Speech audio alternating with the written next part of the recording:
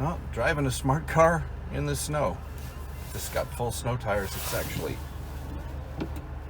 fine in the snow. Wouldn't take it on the highway in the snow, but around town it's no big deal at all. You can see a little gauge cluster thing that I did last week on there. If you watch the dashboard, that's the traction control kicking in. It's pure ice, actually, what we're driving on right now, covered in a nice layer of new snow. This thing has no problem. I'll hammer it when we're going straight to show you that the ESP just kicks in and it doesn't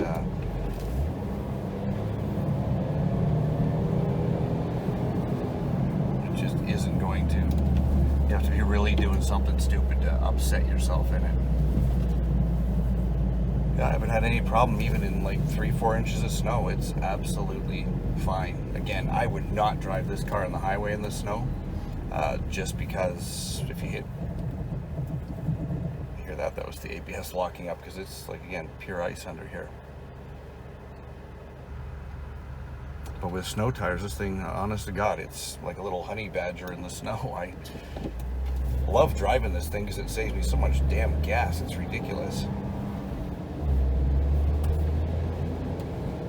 On this car, I'm averaging, I know if you go on Fuelie, everybody says they're averaging 36 miles per gallon. That is the Fuelie average. If you go online and Google fuelie.org and look up the smart car, everyone's averaging 36 and everyone's complaining about the gas mileage. I've gotten 60 on this and I'm not joking. 60 is not an issue.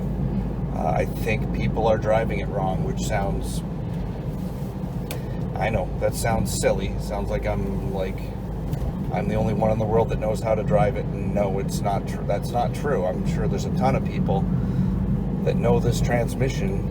You know, it works itself up through the gears. When you get in top gear, you just stay there. That's why I wanted a rev counter. You know, around town I'm in top gear and I'm not having any problem keeping up and passing traffic, and I'm still getting around town. My mileage is like 48 miles per gallon. I can't complain about that. And again, on the highway at like 120 kilometers an hour, which is what, 75 miles an hour, I'm averaging 60, almost 60 miles per gallon. So take that with whatever grain of salt you want to take it with, but that's what I'm getting. Anyway, I should put this down before I get caught holding a cell phone while driving. Thanks for watching.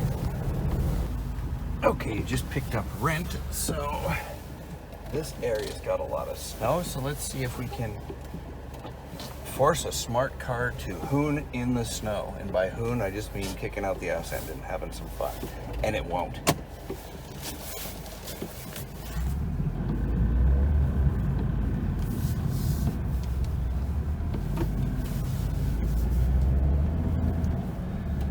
Okay, so we're gonna try and slide around this right-hand corner like you would in any normal right or rear-wheel drive car when you're trying to have fun in the snow.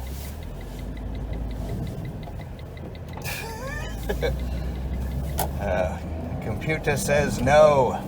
ESP says no, you're not doing any of that.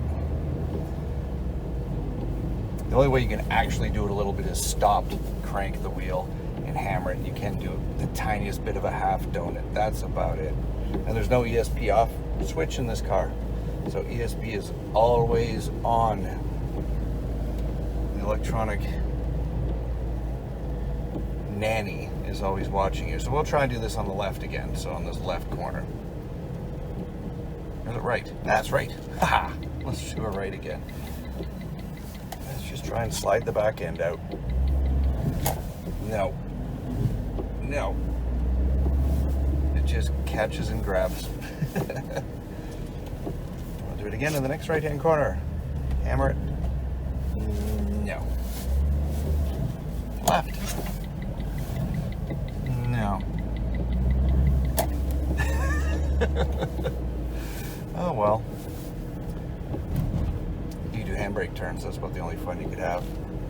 I guess you could handbrake it around corners. Anyway, again, thanks for watching.